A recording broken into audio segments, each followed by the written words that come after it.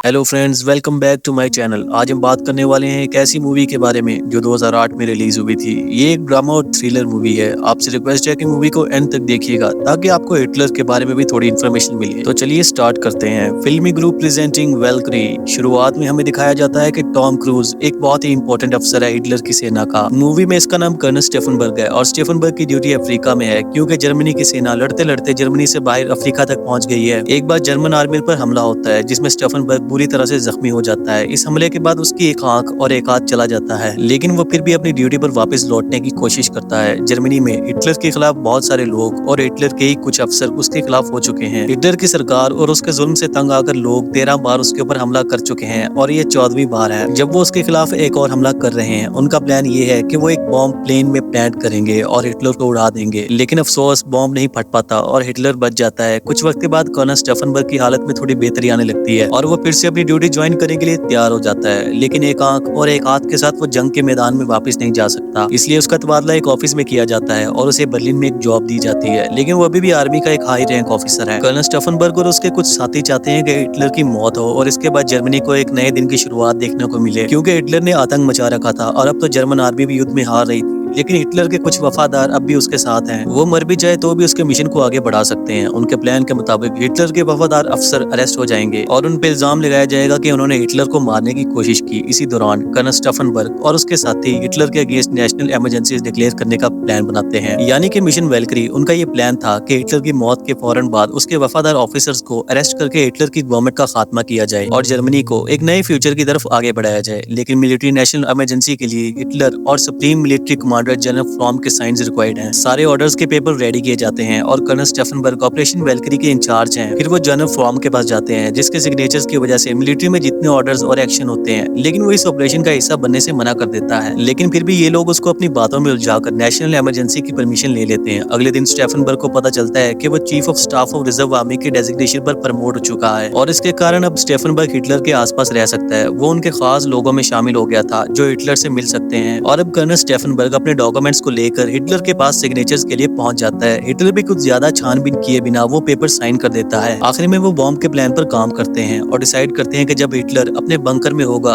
तो वो 2 bomb plant करेंगे, क्योंकि बंकर में कोई भी खिड़की नहीं होती और दरवाजा भी स्टील का बना होता है। ये उनके लिए एक गोल्डन मौका है और 2 बॉम्ब फटने की वजह से उसकी शॉक वेव्स बाहर नहीं निकल पाएंगी। इस वजह से बंकर में जितने भी लोग होंगे उनका मरना लगभग तय होगा। जैसे ही धमाका होगा कर्नल स्टेफनबर्ग का आदमी वहाँ के सारे फोन लाइन काट देगा ताकि वो लोग बाहर की दुनिया से कॉन्टेक्ट न कर पाए। उतनी देर में कर्नल स्टेफनबर्ग अपना ऑपरेशन वेलकरी शुरू कर चुके होंगे, लेकिन हिटलर के अलग अलग वफादार कमांडर्स और वफादार ऑफिसर्स जो अलग अलग शहरों में हैं वो हिटलर के साथ हैं। उनमें से एक हिमलर नाम का ऑफिसर भी है जो हिटलर के लिए बहुत ईमानदार है। प्लान ये है कि जब बॉम्ब फटेगा और हिटलर को मार दिया जाएगा तो हिमलर भी बंकर में मौजूद हो ताकि वो भी मर जाए। फिर आता है 15 जुलाई 1944 का दिन, जिस दिन इस प्लान को अंजाम दिया जाना था। सबसे पहले कर्नल स्टेफनबर्ग अपने बच्चों और वाइफ को कहीं दूर भेज देते हैं, क्योंकि अगर ये लोग प्लान में फेल हो जाते हैं तो उनकी फैमिली को भी खत्म किया जा सकता है। अपनी फैमिली को दूर भेजने के बाद कर्नल स्टेफनबर्ग अपने सूटकेस में दोनों बॉम्ब्स को लेकर बंकर में जाने के लिए रेडी हो जाते हैं। प्लान ये है कि ठीक 1 बजे हिटलर और स्टेफनबर्ग के साथ कुछ और लोग मीटिंग में होंगे। बम वहाँ प्लांट करके वो बाहर चले जाएंगे फोन कॉल करने के बहाने। बाहर निकलने के बाद जैसे ही बॉम्ब फटेगा वहाँ के सारे फोन कनेक्शंस काट दिए जाएंगे और कर्नल स्टेफनबर्ग बर्लिन के लिए निकल पड़ेंगे। स्टेफनबर्ग को बर्लिन पहुंचने में लगभग 3 घंटे का समय लगेगा और इसी दौरान ऑपरेशन वेलकरी शुरू हो चुका होगा। जैसे ही कर्नल स्टेफनबर्ग बर्लिन पहुंचते हैं वो रिजर्व आर्मी का कंट्रोल अपने हाथ में ले लेंगे और आगे की कार्रवाई शुरू करेंगे। इस प्लान में शामिल हर बड़े अफसर को अपना अपना खास काम दिया गया है और सब लोग अपना काम शुरू कर देंगे। इस ऑपरेशन के मेंबर्स की पहचान के लिए एक येलो बैज दिया गया है जो उनके टीम में होने का निशान है। ऑपरेशन को अमली जामा पहनाने के लिए स्टेफनबर्ग निकल पड़ते हैं और शहर में रिजर्व आर्मी को स्टैंड बाय मोड में रखा गया है ताकि जैसे ही खबर मिलेगी कि हिटलर मर चुका है वो अपने एक्शन ले सकते हैं। स्टेफनबर्ग अब हिटलर के ऑफिस में पहुंच चुके हैं और मीटिंग भी शुरू हो गई है, लेकिन यहाँ पर हिटलर के साथ हिमलर मौजूद नहीं है। ये बात स्टेफनबर्ग अपने साथी को कॉल करके इन्फॉर्म करते हैं और उनका प्लान कैंसिल कर दिया जाता है। हिमलर के बिना ये प्लान सफल नहीं हो सकता, क्योंकि अगर हिटलर मरता है और हिमलर जिंदा रहता है तो वो हिटलर की जगह ले सकता है। प्लान कैंसिल होने के बाद स्टेफनबर्ग वापस चले जाते हैं और रिजर्व आर्मी को भी वापस भेज दिया जाता है। पर ये बात जनरल फ्रॉम को पता चल जाती है, क्योंकि वो रिजर्व आर्मी का सबसे बड़ा कमांडर है और उसकी परमिशन के बिना कोई भी आर्मी का डिसीजन नहीं लिया जा सकता। इसलिए वो बहुत गुस्सा होता है। फिर से 20 जुलाई 1944 को अगेन ये ऑपरेशन कैरी आउट करने का फैसला लेते हैं और अगले स्टेप्स के लिए अपनी टीम को असेंबल करते हैं और स्टेफनबर्ग एग्जैक्ट टाइम पे मीटिंग के लिए पहुंचता है। अब उन्हें वहाँ 2 बॉम्ब्स असेंबल करने हैं, इसलिए गले पर चोट लगी है। ये बहाना करके वो शर्ट चेंज करने के बहाने एक रूम में जाता है और उस रूम में अपने साथी के साथ मिलकर बॉम्ब असेंबल करने लगता है। अभी वो कुछ कर भी ही नहीं पाते कि बाहर से कोई दरवाजा नॉक करता है और कहता है कि मीटिंग शुरू हो चुकी है। तो इनका एक ही बॉम्ब तैयार हो जाता है और दूसरा नहीं बना पाते।